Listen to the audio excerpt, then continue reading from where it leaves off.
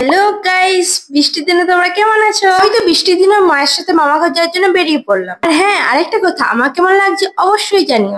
Link লাগলে আমাকে TM করো। আমার মতো কার কার ট্রেনের থেকে বাইরেটা দেখতে ভালো লাগে? তোমরাই বলো, এত সুন্দর দৃশ্য দেখতে কার না ভালো লাগে?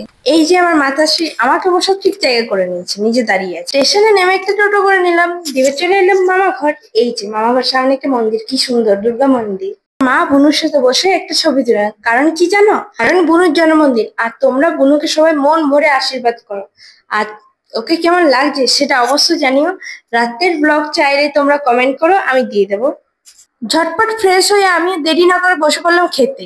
আর দেখতেই পাচ্ছি মেনুটা ছিল কি সুন্দর। জন্মদিন বলে কথা, মেনু তো ভালোই হবে নাকি? হ্যাঁ, তোমরা আজ দুপুরে কি কি খেলে জানিও কিন্তু। আর আমার না ছোটবেলা থেকে আলু পোস্তটা একটু বেশি ভালো লাগে। কার কার আমার মতো আলু পোস্ত খেতে বেশি ভালো লাগে কমেন্ট করে জানিও। আমরা দেখো সব তরকারি খেয়ে শেষ করে দিলাম, আলু পোস্ত একটু রেখে দিলাম। মাছের ঝোল দিয়ে মেখে পরে খাবো, সেজন্য আলু পোস্তটা রেখে দিলাম আলাদা করে।